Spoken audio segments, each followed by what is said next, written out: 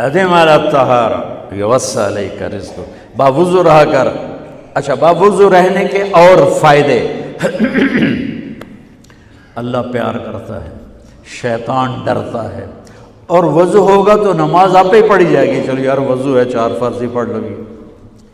ایک دفعہ شیطان آیا ہمارے نبی سے ملنے، تو آپ نے اس سے پوچھا تیرے دشمن کتنے؟ کہنے لگا 15۔ آپ نے فرمایا کون کون ہے؟ کہنے لگا پہلے تو تھوڑا ہی نمبر ہے، پہلا نمبر تو تھوڑے نال میرا لگو ہے۔ پھر کہنے لگا وہ مسلمان جو 24 گھنٹے باوضو رہتا ہے وہ میرا بڑا دشمن ہے۔ جو باوضو رہتا ہے اور باوضو سوتا ہے، ایک فرشتہ اس کے لیے بندگی کا ثواب لکھتا رہتا ہے۔ خیر، واپس آتا ہوں۔ میرے نبی نے فرمایا 4 باتیں لے لو اور دنیا بھی تمہاری آخر، ساری PIA زندہ ہو جائے گی، ساری اکانومی زندہ ہو جائے گی، ساری معیشت زندہ ہو جائے گی۔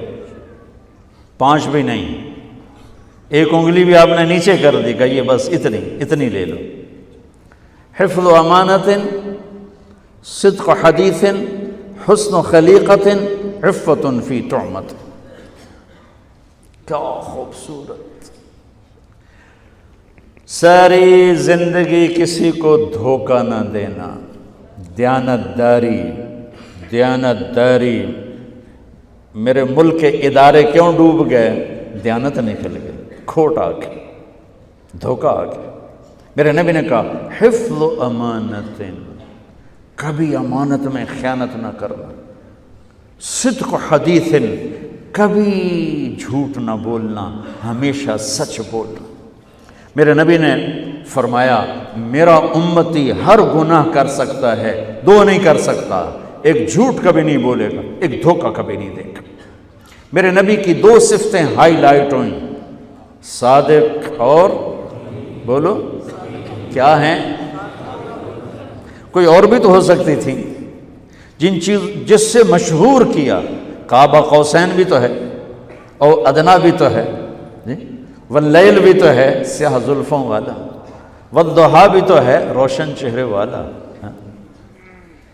کس سے مشہور کیا؟ صادق امین۔ اگر آپ مجھ سے سوال کرو، میں ممبر رسول پہ بیٹھا ہوں کہ مولانا صاحب سارے دین کو 2 لفظوں میں بتاؤ، ساری شریعت کو، تو میرے پاس 2 لفظ ہیں، سچائی اور امانت داری۔ آپ مجھ سے سوال کرو مولانا صاحب ساری دنیا کے کفر کو بتاؤ، تو میرے پاس 2 لفظ ہیں، جھوٹ اور دھوکے بازی۔ جھوٹ اور خیانت، پوری دنیا کا کفر ان کے اندر چھپا ہوا ہے، سچائی اور دیانتداری، پوری دنیا کا اسلام اس کے اندر چھپا ہوا ہے۔ دیانت اور سچائی یہ بیج کی طرح ہے، اور پورا اسلام پھر باغ بن کے پھلتا پھولتا ہے۔ جھوٹ اور دھوکہ یہ بھی بیج کی طرح ہے، پھر اس سے کفر کا جنگل کانٹوں بھرا جنم لیتا ہے۔ میرے معاشرے سے جھوٹ نکل جائے، دھوکہ نکل جائے، یہ پاکستان جنت کا ٹکڑا ہے۔ اور یہ حکومت کے بس کا نہیں ہے کہ وہ سب کو سچ بلوائے، یہ مجھے کرنا ہے، یہ مجھے کرنا ہے، میں نے اور آپ نے اس کو شروع کرنا ہے۔ حضرت جریر بن عبداللہ یہ یمن کے شہزادے تھے، آخری حج پہ مسلمان ہوئے۔ اپنے نوکر سے فرمایا گھوڑا خرید کے لا، میں پیسے یہاں پیمنٹ کروں گا۔ وہ منڈی میں گیا، 300 روپے کا گھوڑا لے کر آیا۔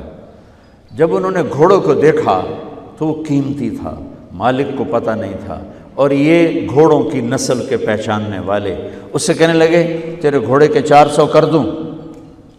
کر دو۔ بڑا حیران ہو کے دیکھنے لگا، بھائی ہے کہ آپ تو مجھے چیز خریدنی ہے تو میں گھٹاتا ہوں، اور اجمل نے بیچنی ہے تو یہ اس کی قیمت بڑھاتا ہے، اور یہاں خریدار کہہ رہا ہے 400 کر دوں؟ وہ کہنے لگے کر دو۔ کہ 500 کر دوں؟ کہنے لگا کر دو۔ کہ 600 کر دوں؟ وہ تھوڑا تھوڑا گھبرانے لگا، بھائی یہ چکر کی ہے۔ 700 کر دوں؟ 800 کر دوں؟ وہ کہنے لگا حضور تسی لینا تو لو، پر میرا مذاق تھا نا، تسی اڑاؤ۔ کدی لین والے بھی پیسے بتائے تجھے میں نے 300 دے میں جاواں، کہنے کہ اس کو 800 دے دو اور گھوڑا باندھ دو۔ وہ حیران خوشی سے چھلانگے مارتا ہوا گیا۔ تو جب وہ چلا گیا تو نوکر نے پوچھا میں جب 300 میں سودا کر کے آیا تھا تو 500 کس خوشی میں بڑھائے؟ فرمایا میرے بھائی اس کے گھوڑے کی قیمت 800 تھی، 300 نہیں تھی، اور میں نے نبی کے ہاتھوں میں ہاتھ دے کے یہ وعدہ کیا تھا زندگی بھر کسی کو دھوکہ نہیں دوں گا، سب کی خیر خواہی چاہوں۔ تو بھائیو میرے اداروں میں کس ٹیلنٹ کی کمی نہیں،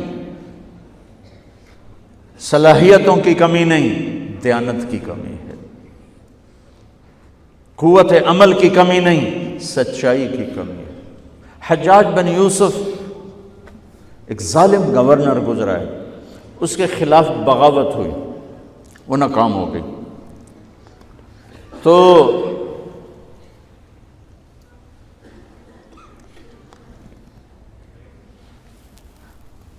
کوفہ میں ایک بزرگ رہتے تھے، ان کے بیٹے اس بغاوت میں شریک تھے۔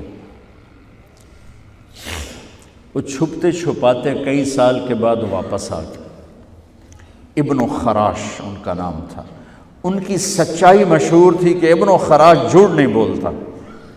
حجاج کو پتہ چل گیا CID سے کہ آ گئے، تو اس نے کہا آج ابن خراش کا امتحان ہوگا۔ اس کو کھانے پہ بلایا، عنوان ہی نہیں بنایا تفتیش کا، کھانے پہ بلایا اور کھانا شروع ہو گیا۔ باتوں باتوں میں کہتا ہے ابن خراش آپ کے بیٹے ہمارے خلاف لڑ کے بھاگ گئے تھے، کوئی پتہ ہے؟ تو ابن خراش ہنس پڑے، کہنے لگے حجاج زندگی موت تو اللہ کے ہاتھ میں ہے، گھر آئے بیٹھے۔ تو اس نے کہا تیری سچائی کو سلام کرتا ہوں، اگر تو جھوٹ بولتا یہیں تیرا سر اتارتا پھر تیرے بیٹوں کا، جاؤ سلام ہے تیری سچائی کو۔